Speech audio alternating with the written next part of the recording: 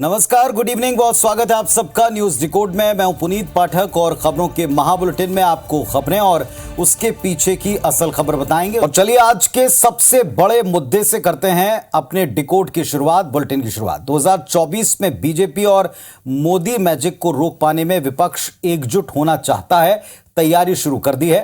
पटना में 15 विपक्षी दलों के तकरीबन 2 दर्जन नेता बैठक के लिए जुटे। क्या हुआ दिन भर, जरा देखिए।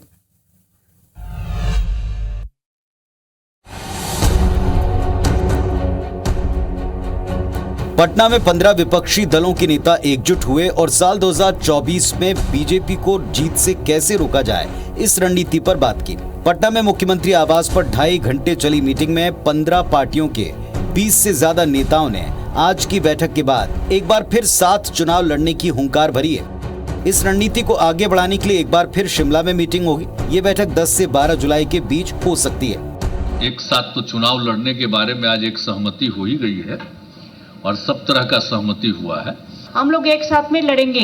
हम लोगों ने हेतु तैयार किया कि बीजेपी का तानाशाही जो गवर्नमेंट, हम लोग लड़ाई करेंगे, एक साथ काम करेंगे, फ्लेक्सिबिलिटी के साथ काम करेंगे और जो हमारी विचारधारा है जिसको हम शेयर करते हैं उसकी हम रक्षा करेंगे। ये तय हुआ है कि शिमला में अगली बैठक होगी, उसमें हम लोग आगे के और कार्यक्रम किस तरह से क्या हो, एक होकर के लड़ना है। आज की बैठक में JDU, RJD, Aam Aadmi Party, DMK, TMC, CPI, CPM, CPI ML, PDP, National Conference, Congress, Shiv Sena Uddhav Thackeray गुट, सपा, जेएमएम और एनसीपी जैसे 15 दलों के नेता शामिल हुए। तो सबने साथ मीटिंग कर ली और हम साथ साथे का नारा भी बुलंद किया, लेकिन विपक्ष की एकता के दावे में कितनी हकीकत है और कितना फसाना, इस बात को समझना बहुत जरूरी कि इसमें दिक्कतें कहां आ सकती हैं। डिकोड करते हैं। पटना में विपक्षी पार्टियों की बैठक में 15 दलों के 27 नेता शामिल हुए। खबर यह कि एक फॉर्मूला तय कर लिया गया है और ये फॉर्मूला क्या है, जरा इस पर भी नजर डालें। हर सीट पर बीजेपी के खिलाफ विपक्ष का केवल एक और सबसे मजबूत उम्मीदवार उतारा जाएगा। वो इन दलों में से कोई भी नेता हो सकता है। ममता बनर्जी का फॉर्मूला इसे बताया गया, जिस पर सभी सहमत नजर आए हैं। विरोध में किसी ने बाहर बात नहीं की। कॉमन मिनिमम प्रोग्राम पर बात की गई है, यानी सहमति बनाने के लिए एक एजेंडा।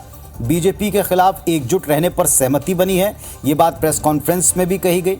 यह भी तय हुआ कि जो दल जिस राज्य में मजबूत होगा वही दल वहां आगे होगा और बाकी के सब दल उसकी मदद करेंगे। जैसे उत्तर प्रदेश में समाजवादी पार्टी, सबसे बड़ी चुनौती यहां कांग्रेस की भूमिका को लेकर उठ रही है। सो ममता ने सुझाया कि जिन जिन सीटों पर कांग्रेस पहली या दूसरी पोजीशन पर रही है, केवल वहां से कांग्रेस पार्टी को चुनाव लड़ना चाहिए। ये 2019 के आम चुनाव के नतीजों के मुताबिक अगर तय करें तो कांग्रेस को 52 सीटें तब मिली थीं। अगर बात उन सीटों की करें जहां कांग्रेस बीजेपी के सीधे मुकाबले में दूसरे स्थान पर आई है, तो इनमें 9 राज्यों की कुल 175 सीटें हैं। यानी कांग्रेस के अगर आप इस पूरे ओवरऑल को, जो मैं आपको दिखा भी रहे हैं ग्राफिक्स में, फॉर्मूले के तहत देखें तो कांग्रेस महज 261 सीटों पर चुनाव लड़े। इस तरह का इस फॉर्मूले के मुताबिक गणित बनता है। पर यहां गंभीर सवाल इसी बात को लेकर के कि क्या कांग्रेस इस बात पर सहमत हो पाएगी, क्योंकि अगर आप पिछले आम चुनाव को ही देख लें, 4 आम चुनाव को उठाकर देख लें, तो कांग्रेस कभी भी 400 सीटों से कम पर देश में चुनाव नहीं लड़ी। वैसे एक और अहम बात यह कि विपक्ष की पहली मीटिंग से एक दूसरे पर दबाव बनाने का जो मामला वो भी दिखने लगा। मसलन फारूक अब्दुल्ला ने धारा 370 के मसले पर अरविंद केजरीवाल को घेरा। दूसरी तरफ ममता दीदी ने कहा कि सबको दबदबे वाली मंशा को छोड़ना पड़ेगा अगर साथ रहना है, तो अगर पार्टी को मिलकर हराना है। तो ममता का सीट वाला फॉर्मूला भी दरअसल कांग्रेस के लिए सबसे बड़ा चैलेंज है, उसकी सहमति बनाना मुश्किल है। उधर केंद्र के अध्यादेश पर केजरीवाल का साथ देने को लेकर भी कांग्रेस पर ही दबाव बनाने की बात सामने है। कुल मिलाकर आप ये कह सकते हैं कि विपक्ष की एकजुटता कितनी टिक पाएगी, कांग्रेस क्या वाकई इसके साथ खड़ी रहेगी और दूर तक देर तक रहेगी, इस पर लगातार संशय बना। और इसी बात के ऊपर केंद्रीय गृह मंत्री अमित शाह ने और उधर मध्य प्रदेश के सीएम दोनों ने तंज कसते हुए कहा है कि यह फोटो अपॉर्चुनिटी थी। अब वास्तविकता के धरातल पर यह फोटो कितनी दूर तक याद रखी जाएगी या टिकेगी, देखना होगा। चुनाव से पहले वायदों दावों की बौछारें कोई नई बात नहीं। कल मुख्यमंत्री भूपेश बघेल के अपने इलाके दुर्ग में केंद्रीय गृह मंत्री अमित शाह आए और 23 में बीजेपी की सरकार बनने का दावा किया, 24 में मोदी के दोगुनी ताकत से लौटने का दावा किया। तो आज राहुल ने पटना में छत्तीसगढ़, मध्य प्रदेश समेत तमाम राज्यों में बीजेपी की सरकार नहीं बन रही, कांग्रेस आ रही, यह दावा किया।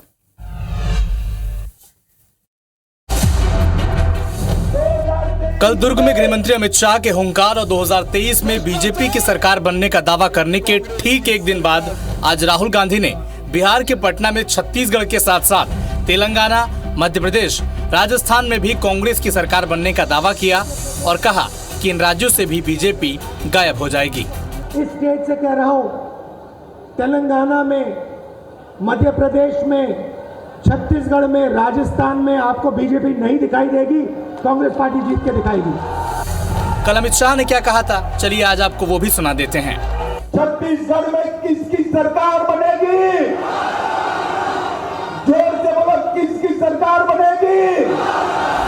चुनाव से पहले दोनों ही दल अपनी जीत का दावा कर दबाव की राजनीति कर रहे हैं और अपने पक्ष में माहौल बना रहे हैं।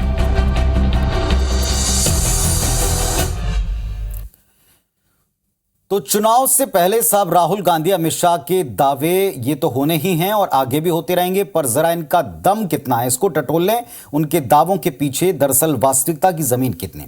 चुनाव से पहले राजनीतिक दल एक दूसरे को घेरने के लिए इस तरह की रणनीति बनाते ही हैं ताकि विपक्षी दलों पर एक प्रेशर क्रिएट किया जा सके। छत्तीसगढ़ में बीजेपी की स्थिति फिलहाल बम्पर जीत वाली, वापसी वाली हो, इस पर खुद बीजेपी कार्यकर्ताओं को संशय रहा, इसीलिए यहां इस तरह का दावा और ये नारे जरूरी थे। जाहिर है बीजेपी सत्ता पक्ष के मजबूत गढ़ और कमजोर पॉइंट्स दोनों पर एक साथ चोट करने की तैयारी, और इसी रणनीति के तहत अमित शाह ने मुख्यमंत्री भूपेश बघेल के अपने गृह जिले दुर्ग को चुना, वहां से चुनावी शंखनाद किया और मुद्दे के तौर पर शराबबंदी पर कांग्रेस को जमकर घेरा।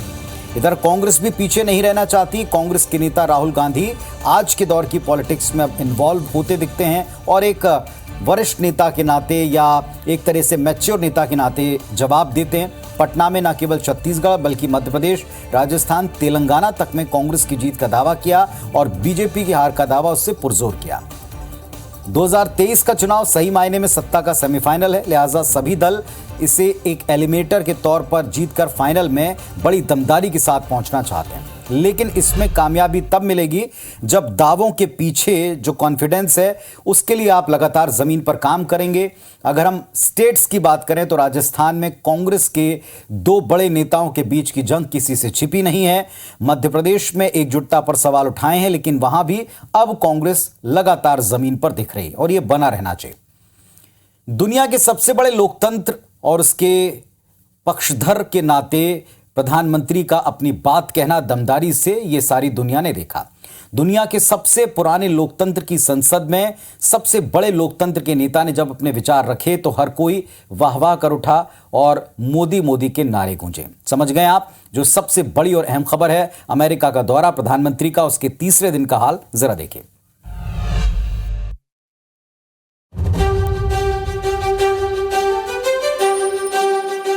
पीएम मोदी ने अमेरिका दौरे के तीसरे दिन व्हाइट हाउस में पहले अमेरिकी राष्ट्रपति जो बाइडेन के साथ दोनों देशों के संबंधों को लेकर द्विपक्षीय वार्ता की। इसमें स्वास्थ्य सेवा, अंतरिक्ष, स्वच्छ ऊर्जा, जलवायु संकट, क्वांटम कंप्यूटिंग टेक्निक, सेमीकंडक्टर, रक्षा संबंधों पर बातचीत हुई है। इसके बाद दोनों नेताओं ने एक साझा प्रेस कॉन्फ्रेंस की जिसमें अल्पसंख्यकों के मानवाधिकार पर पूछे सवाल का जवाब देते हुए पीएम मोदी ने सरकार और भारत का पक्ष मजबूती से रखा। जब डेमोक्रेसी को स्वीकार करते हैं और जब हम डेमोक्रेसी को लेकर के जीते हैं तब डिस्क्रिमिनेशन का कोई सवाल ही नहीं उठता है। प्रधानमंत्री ने देर रात अमेरिकी संसद को दूसरी बार संबोधित किया। इस दौरान अमेरिकी सांसदों ने तालियों की गड़गड़ाहट के साथ उनका स्वागत किया। पीएम मोदी ने भारत और अमेरिका के रिश्तों पर बोलते हुए कहा कि एआई का मतलब अमेरिका इंडिया है। प्रधानमंत्री मोदी ने कहा कि भारत और अमेरिका पर मार्टिन किंग लूथर और गांधी का प्रभाव है। We were strangers in defense cooperation at the turn of century. Now, the United States has become one of our most important defense partners. अमेरिकी सीनेट को संबोधित करने के बाद पीएम मोदी व्हाइट हाउस में आयोजित स्टेट डिनर में शामिल हुए, जिसमें फर्स्ट लेडी जिल बाइडेन समेत 200 गेस्ट थे। इस दौरान जो बाइडेन ने रविंद्रनाथ टैगोर की कविता वेयर द माइंड से विदाउट फियर को पढ़ा। कुल मिलाकर अमेरिका दौरे का तीसरा दिन प्रधानमंत्री मोदी और भारत अमेरिका संबंधों को एक नई ऊंचाई पर पहुंचाने के लिहाज से बेहद खास सिद्ध हुआ। तो 3 दिवसीय प्रधानमंत्री का दौरा और मोदी के अमेरिका दौरे के 3 दिन इसी के साथ पूरे हो रहे हैं। तीसरा दिन भारतीयों को एक्चुअली में क्या देकर गया, इस लिहाज से सबसे महत्वपूर्ण तौर पर याद रखा जाएगा। अमेरिकी राष्ट्रपति के साथ द्विपक्षीय वार्ता, अमेरिकी संसद में संबोधन, स्टेट डिनर से मिला बूस्ट। तीसरे दिन की तस्वीरें वाकई देश को और प्रधानमंत्री को एक अलग स्तर पर स्टैब्लिश करती हैं। सवाल यह है कि इन 3 दिनों की यात्रा से भारत और अमेरिका को एक्चुअली क्या मिला, वास्तव में क्या मिला, डिकोड करते हैं। पहली बात, एयर इंडिया अमेरिका से 200 बोइंग विमान खरीदेगा जो एक मालवाहक विमान होगा, यानी इससे क्रांति आ सकती है एविएशन के एक सेक्टर में और मालवाहन में। इधर हिंद महासागर में चीन के दबदबे से निपटने क्वाड पर चर्चा हुई है और अमेरिका ने भारत के रुख और मौजूदगी को पूरा महत्व दिया है, ये दुनिया देख रही है। स्वास्थ्य सेवा, अंतरिक्ष, स्वच्छ ऊर्जा, जलवायु संकट, क्वांटम कंप्यूटिंग टेक्निक, सेमीकंडक्टर्स का निर्माण, रक्षा से जुड़ी तकनीक, इन सब का आदान प्रदान सुनिश्चित किया गया है। इंडो पैसिफिक रिलेशंस को मजबूती मिली है। आतंकवाद, कट्टरवाद, अतिवाद पर दोनों ने साथ रहकर नापाक हरकतों वाले देश को एक स्ट्रॉन्ग मैसेज दिया है। निशाने पर चीन, पाकिस्तान, परोक्ष रूप से आप इन देशों को भी कह सकते हैं। चलिए, कुल मिलाकर ये दोस्ती प्रगाढ़ हुई है, बार बार कहा गया, लेकिन इसमें एक साझेदारी है, व्यापारिक साझेदारी है। इसमें सबसे बड़ा हित टेक्नोलॉजी और यूथ को मिलने वाले रोजगार की दिशा में भारत को स्पष्ट तौर पर बहुत जल्द दिख सकता है। अब आते हैं जन समस्या पर।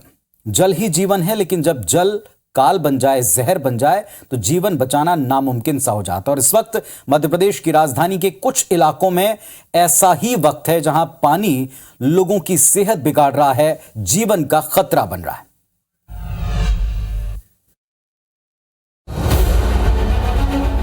राजधानी भोपाल के निशातपुरा इलाके के ब्रिजविहार कॉलोनी के लोग जहरीला पानी पीने को मजबूर हैं। ये बात सैकड़ों शिकायतों से सामने आई है। यहाँ पीने के पानी में केमिकल की मौजूदगी ने लोगों की जान तक खतरे में डाल दी। दूषित पानी पीकर 70 से ज्यादा परिवारों में कोई न कोई बीमार है। कुछ को स्किन डिजीज तो कुछ को पथरी जैसी बीमारी डिटेक्ट हो रही है।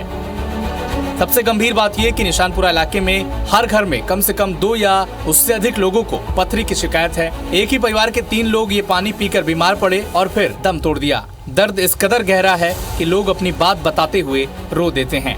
कई बार डिमांड कर चुके हैं सभी लोगों से, हर दरवाजा हमने खटखटाया, चाहे भले वो प्रशासन का हो, चाहे भले राजनीतिक दल का हो, मगर समस्या स्थिर बनी हुई है। हम लोगों को पानी नहीं दिया जा रहा है। हमारी कॉलोनी को टापू क्यों बना रखा है? जब चारों तरफ पानी है तो यहाँ पानी क्यों नहीं? क्या हमारे से क्या किस चीज का बदला लिया जा रहा है? मैं मेरी माता जी अभी जो शांत हुई, उनको पथरी की परेशानी हुई और छोटा वाला भाई पैर की बीमारी से गया, जिसमें उन्होंने बताया कि ये कहीं ना कहीं पानी ही आपका कारण है। पानी की तकलीफ से हम लोग को पेट की दिक्कत, गैस, सब चीजें होती हो। हालांकि मामले में लोगों की शिकायत के बाद नगर निगम के पीएचई विभाग ने गौतम नगर ब्रजविहार कॉलोनी से पानी के सैंपल लेकर जांच के लिए भेजे हैं। इंतजार रिपोर्ट का है। नगर निगम की टीम वहां पर गई थी, उनका पानी का सैंपल लेकर आए हैं और पानी का सैंपल लेकर आने के बाद में उसकी हम जांच भी कर रहे हैं। पानी में गंदी मिलावट आ रही है, केमिकल मिला हुआ है, तो हमने वहां की टीम नगर निगम की टीम भेजकर पानी को चेक करवाने की व्यवस्था की है। रिपोर्ट 2 से 3 दिन में आ जाएगी। बड़ी बात यह कि उस रिपोर्ट पर एक्शन क्या लिया जाएगा। तो इन तस्वीरों को देखकर वाकई लगता है कि कितना डरावना मंजर है, जहां जीवन देने वाला जल बीमारी और मौत तक बांट रहा है। कुछ और संगीन आरोप हैं पीड़ितों के, राजधानी वासियों के, जरा इनको भी सुन लें, डिकोड करते हैं इसे। पहली बात यह कि इस दूषित पानी का टीडीएस लेवल तय मानक से काफी ऊंचा है। पानी में लेड जैसे हैवी मेटल्स की मात्रा बहुत अधिक है, जो सेहत के लिए अपने आप में बड़ा खतरनाक है। लेकिन सबसे गंभीर विषय ये कि पानी जिस मिथाइल आइसोसाइनेट के होने की शंका जाहिर जिसमें की गई है, ये वही केमिकल है जिसने सैकड़ों भोपाल वासियों को मौत और मातम बांटा है। 1984 की भोपाल गैस त्रासदी भोपाल वासी क्या, पूरा देश दुनिया नहीं भूली। दुनिया ने इस सबसे बड़े औद्योगिक हादसे की तस्वीरों को देखा और अंदर तक रूह कांपी। हजारों परिवार प्रभावित हुए। जहां गैस रिसी उस यूनियन कार्बाइड कारखाने का केमिकल कचरा आज भी भोपाल के इसी प्रभावित रिहाइश के 400 मीटर के दायरे में बताया जाता है। निष्पादन की गुहार लगा लगा कर गैस पीड़ितों की जिंदगियां खप गई हैं। दूसरा गंभीर आरोप है सियासी भेदभाव का, जो आपने सुना होगा। दूषित पानी से प्रभावित इलाके के पीड़ित परिवार खुला आरोप लगाते हैं कि एक ऐसे विधायक के इलाके में वो निवास करते हैं जो उन्हें अपना वोट बैंक न पाकर उनकी समस्याओं को अनदेखा करता है, और एक कहकर अनदेखा करता है। हैरत की बात है कि जिस इलाके की सड़कों के नीचे से नर्मदा नदी की पाइपलाइन जारी हो, वहां के बाशिंदे घूंट घूंट दूषित पानी पीकर मौत की तरफ बढ़े। अंतिम बात, अगर किसी इलाके में जनता अपने विधायक पर इतने गंभीर आरोप लगाए तो जांच क्यों नहीं होती? उनके खिलाफ सरकार या पार्टी संज्ञान क्यों नहीं लेती? क्योंकि किसी भी सरकार का पहला दायित्व है जनता के लिए साफ पानी, हवा और प्रकाश का प्रबंध करना। चलिए, अब स्वास्थ्य विभाग ने यहां पर एक जांच करवाई है और 2 से 3 दिन के भीतर इसकी रिपोर्ट आना बताया गया है। इस मुद्दे को हम तो कतई छोड़ने वाले नहीं हैं। देखते हैं कि दरअसल ये 2-3 दिन की जांच के बाद इसमें निकलता क्या है, लीपा पोती होती है या बाकी एक्शन होता है। छत्तीसगढ़ में साल के अंत में विधानसभा चुनाव और सभी दलों के साथ साथ दलों के अनुषांगिक संगठन भी दबाव बनाने के लिए आगामी एजेंडे फिक्स कर रहे हैं। रायपुर में वीएचपी का राष्ट्रीय सम्मेलन इसकी कड़ी मानी जा रही। देखिए जरा।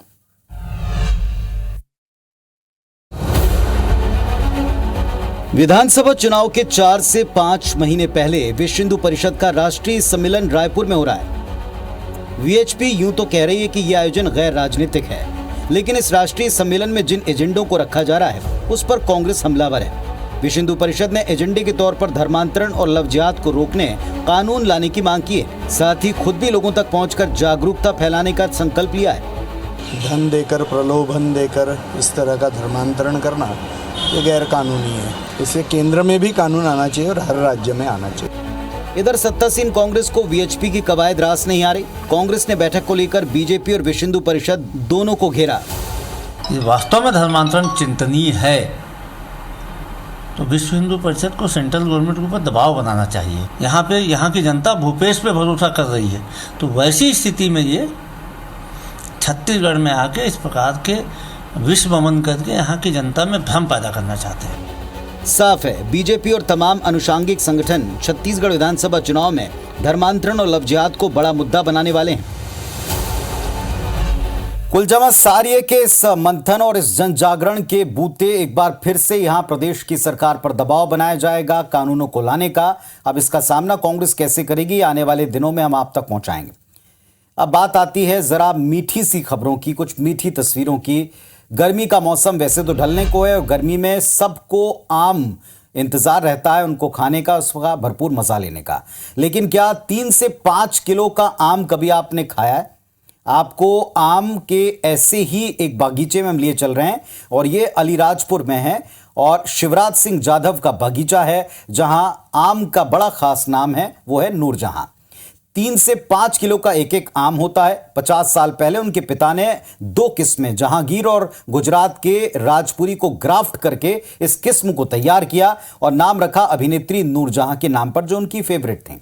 आम का सीजन आते ही अब इस तरह के आम को देखने के लिए दूर दूर से लोग आते हैं और जो किस्मत वाले होते हैं उसका लुत्फ भी उठाते हैं। तो हमने आपको तस्वीरें दिखाई उस रसीले आम की जो 3 से 5 किलो का है। सुखद भी लगी और मीठी भी लगी होंगी आपको। अब आखिर में आपको जाते जाते हम आज की जो सबसे अहम खबर हमने आपको दिखाई थी विपक्षी एकता की, जब विपक्षी एकता के बाद में मीटिंग के बाद एक प्रेस कॉन्फ्रेंस कर रहा था समूचा विपक्ष, तो वहां लालू प्रसाद यादव भी मौजूद थे और उनका एक्स फैक्टर आया उनका अपना चिर परिचित लाइट मूड वाला अंदाज। यहां उन्होंने राहुल गांधी को खुले मंच पर सारे देश के सामने शादी की नसीहत दी है। जरा आप भी देखिए, आप भी थोड़े मजे लीजिए। फिलहाल मुझे इजाजत दीजिए और खबरों अपडेट्स के लिए बने रहें आबिस 24 के साथ। देखें, शुभ रात्रि।